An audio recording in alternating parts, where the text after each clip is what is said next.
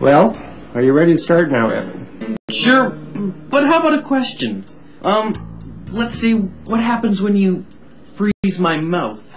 Well, the local anesthetic's going to prevent any nerve impulses from traveling along the pain fibers, and it won't reach your brain, so you won't feel anything.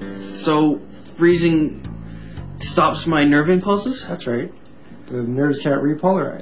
Now, if you open... But I just got another thing.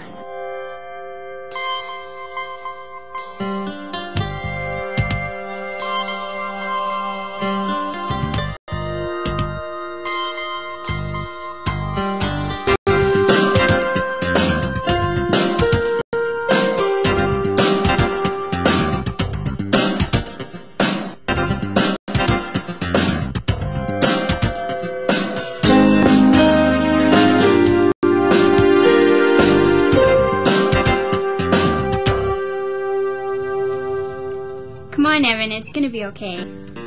We give lots of people needles every day, and they all live to tell about it. I'm just not every other person. Look at the size of that needle. I don't know. It's just so... You know, by the end of this program, you and Evan are going to better understand the nature of the neural system and its role in maintaining equilibrium in humans. Their techniques will be used to illustrate neurons, and you're going to understand how chemicals can influence their functioning. By the end of the program, you're going to be able to explain the formation and the conduction of the action potential.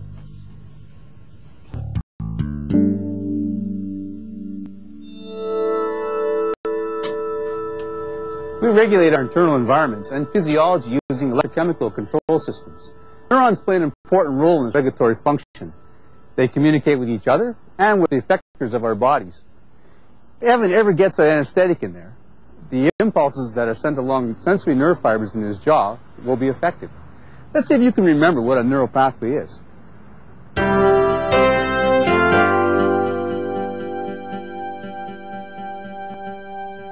Neurons are the structural and functional units of the nerve system.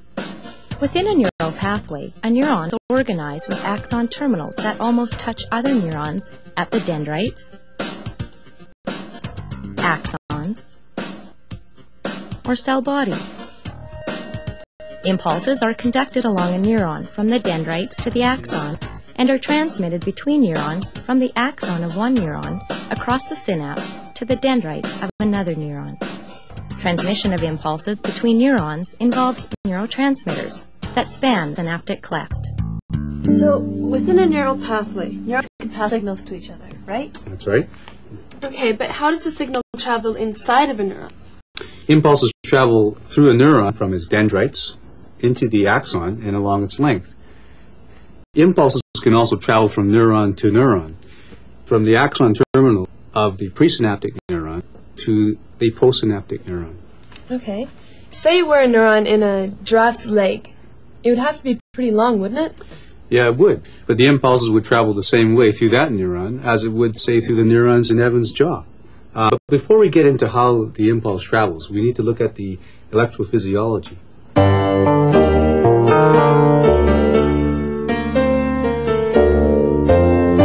So, Andrea, to record from these nerve cells, we use glass micropipettes. And this is glass capillary tubing, which we draw to a very fine tip. And then we press this glass tip against the nerve cell. We apply a small amount of suction to form a tight seal between the glass and the membrane. And then we apply a little bit more suction, and that breaks through the membrane and gives us a low resistance access to the inside of the cell. And this allows us to record activity of nerve cells while we're doing experiments. How do you actually do this type of work when the cell is so tiny? This is actually very tricky. It takes a lot of practice. You have a fine micromanipulator, and this allows you to make very small movements of the electrodes, and it controls 3 axes, and you have a hydraulic control of the manipulator, and the whole system is dampened from vibration, so there's no vibration going down there. One cell is extremely tiny, and so you use a manipulator to advance and push the electrode against the cell. Do you have any pictures that you could show me of what the cell looks Yes, like? we have a picture set up on the microscope here, and if you want to take a look, we can show you what a cell looks like under a microscope.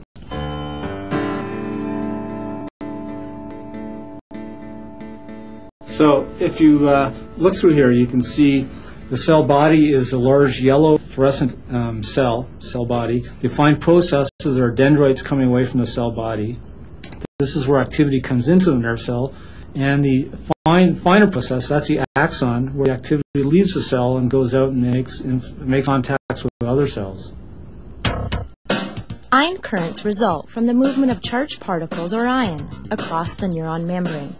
The ions diffuse through protein ion channels dispersed widely throughout the membrane due to the establishment of concentration gradients. Passive diffusion occurs along the concentration gradient. Active transport works against the concentration gradient. Both passive diffusion and active transport occur at the same time. Active transport, and to a lesser degree diffusion, function to establish a slight positive charge outside the membrane and a slight negative charge inside.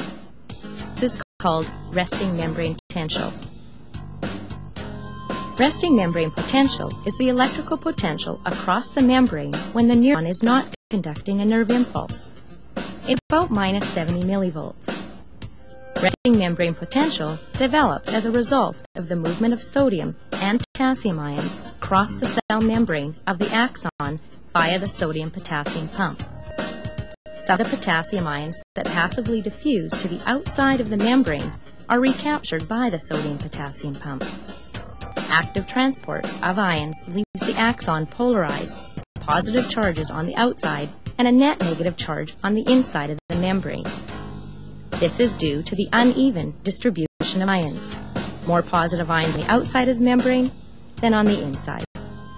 So this here represents the cell membrane, and this must be the ion channel, right? That's right, and its activity is important for nerve impulse conduction.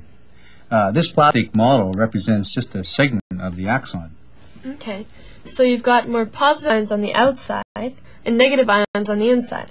The purple and yellow ones represent the positive ions, and the white ones represent the negative ions. That's right, and the difference in charge between the interior and the exterior is the membrane potential. So, negative inside and positive outside. That's polarity, right? That's right. That means that this membrane is polarized. At rest, it's about -70 millivolts. In the intercellular fluid, the concentration of potassium ions is high and the concentration of sodium ions is low. The reverse is true for the extracellular fluid, where the sodium concentration is high and the potassium low. Okay, Evan, are you ready to go? Okay, wait a second. Okay, if the sodium and potassium ions are positively charged, then how come the neurons in my jaw are polarized?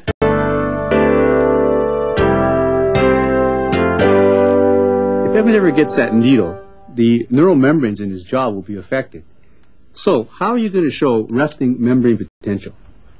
Well, we found that the charge separation was due to the movement of the potassium and sodium ions. Actually, we've created a simulation that'll show the movement of the sodium and potassium ions in and out of the cell. Okay, come over here, you guys. Mr. Leong, come back with me. Okay, I'll have you stand there. Okay. You guys line up over here and there. Okay, perfect. They're going to be the sodium ions in the yellow shirt, and we're going to be the potassium ions in the purple shirt. All right, I'll give you this, and you can be the sodium-potassium pump. This plastic is going to represent the cell membrane, and the slot here is going to be the ion channel. Membrane potential is established as I actively transport the sodium ions from the inside of the cell through to the outside, and as I actively transport the potassium ions from the outside of the cell through to the inside. Active transport requires ATP, or adenosine triphosphate, for energy. That's right. Now, in time, positively charged sodium ions build up on the outside of the cell and potassium ions on the inside of the cell. Now, as the amount of potassium ions increase, a concentration gradient develops. Now, the ion channels will only allow some of the potassium to diffuse through the cell membrane, out of the cell, leaving behind the negatively charged chloride ions. Over time, the buildup of these ions results in a negatively charged interior. The membrane becomes polarized. The inside is negative compared to a positively charged exterior. And that's how membrane potential is established.